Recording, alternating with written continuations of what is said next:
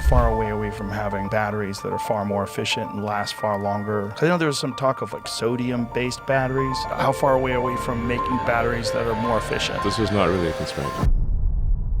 China just launched a battery that is powered by salt. Yes, you heard that correctly.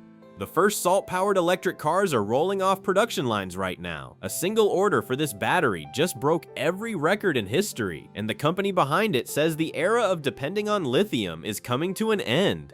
By the end of this video, you will understand exactly what China just put on the road, why the biggest battery maker on Earth bet over $1 billion on your salt shaker, and what this means for the future of every electric car on the planet. Let's start with the launch itself. In February, CATL, the world's largest battery manufacturer, and the automaker Changan unveiled the world's first mass-production passenger car powered by sodium-ion batteries, the Changan Nevo A06, and they didn't reveal it in a lab or a showroom. They revealed it in Inner Mongolia, one of the coldest regions in China, in the middle of winter, because the entire point of this battery is that it laughs at conditions that cripple lithium. The car is hitting the Chinese market right now, in mid-2026, and CATL has signed on as Changan's exclusive sodium battery partner across its entire lineup of brands. The battery inside it is called the Naxtra, and it is the product of a decade of research and roughly $1.4 billion of investment. It delivers over 400 kilometers of range on a single charge today, with CATL targeting 500 to 600 kilometers in the next iterations as the supply chain matures. It also just became the first sodium-ion battery in the world to pass China's brutal new national safety standard for EV batteries, a standard so strict it only came into legal effect this July. Now here is where sodium embarrasses lithium. Cold weather is lithium's greatest weakness. At freezing point, a regular lithium battery loses 20 to 40% of its range, which for a driver in northern China, Canada, or Norway can mean losing over 100 kilometers on a winter morning. The Naxtra barely notices. It still delivers 90% of its usable power at -40 degrees Celsius. It can charge at -30, and in extreme cold, it puts out nearly 3 times the discharge power of a comparable lithium iron phosphate battery. That is why they launched the car in Inner Mongolia.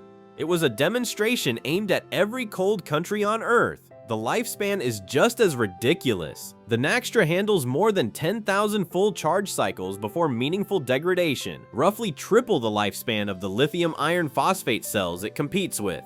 If you charged it every single day, it would still be performing after 27 years. The grid storage version is rated for over 15,000 cycles, which works out to about 4 decades of daily use. Then there is the price, and this is the number that has the entire industry paying attention.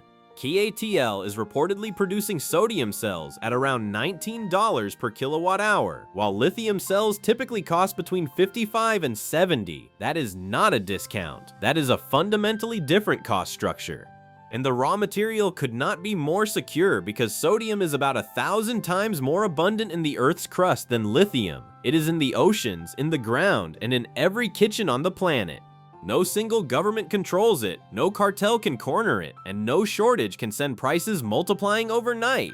The market has already responded with its wallet. In April, CATL signed the largest sodium battery order in history, 60 gigawatt hours over 3 years, going to one of China's biggest energy storage companies. To put that in perspective, 60 gigawatt hours is enough energy to charge every smartphone on Earth at the same time, and it equals roughly half of all the storage batteries CATL shipped in the entire year of 2025. All of that for a technology that was not even in commercial production 12 months ago. CATL is now spending another $735 million on a dedicated 40 gigawatt hour sodium battery factory just to keep up with demand, and industry projections say global sodium battery shipments will grow from 9 gigawatt hours last year to over 1,000 by 2030. So the obvious question is, if sodium is this good, why did the world spend 3 decades and $1 trillion on lithium instead? The short answer is that sodium had one problem nobody could solve. Sodium particles are about 35% bigger than lithium particles, and they were simply too big for graphite, the storage material lithium uses. Every time a sodium particle forced its way into graphite's neat layers, it bent the structure permanently, and the battery died after a few hundred charge cycles. That single material problem kept sodium on the shelf for 40 years while lithium took over the world. The fix came from an unlikely place, a chaotic form of carbon discovered in the year 2000, made by heating things like plant waste and glucose to over 1,000 degrees with no oxygen present. Unlike graphite's orderly layers, this hard carbon is full of irregular pockets in all shapes and sizes, and those pockets happen to be big enough to comfortably house sodium particles without breaking apart. The science sat in academic journals for 2 decades because nobody had a reason to industrialize it. Then lithium provided the reason. Its raw material price multiplied 8 times between 2020 and 2022, then crashed by 70% in a single year. Lithium batteries kept catching fire, to the point that battery fires are now the leading cause of fatal fires in New York City, and the supply sat concentrated in a handful of countries.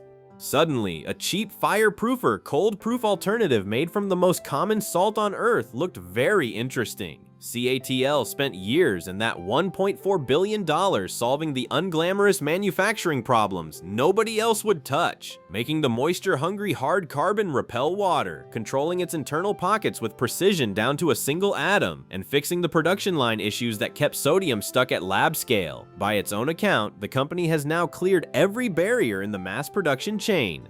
The 60 gigawatt-hour order and the car on the road are the receipts. Does this mean lithium is finished? No, and the real answer is smarter than a simple replacement story. Sodium particles are heavier and larger, so there is a physics ceiling on how much energy fits in a given weight, which means lithium keeps aircraft, phones, and maximum range vehicles for years to come. What CATL is actually shipping is a 2-chemistry future. They have already built an EV battery pack with 2 zones, one sodium and one lithium, managed by software in real time. When it is freezing outside and lithium struggles, sodium takes the load. On a long highway run, lithium steps up. Each chemistry does what it does best, and the car outperforms what either could do alone. But make no mistake about what just happened. A battery chemistry that the industry dismissed as a curiosity 2 years ago is now rolling out of factories, passing the world's toughest safety standards, powering production cars, and pulling in record-breaking orders, all built around an element you can find in your kitchen. China did not just launch a new battery. It launched the first serious challenge to lithium's 30-year monopoly, and the rest of the world is now racing to catch up. So here is my question for you.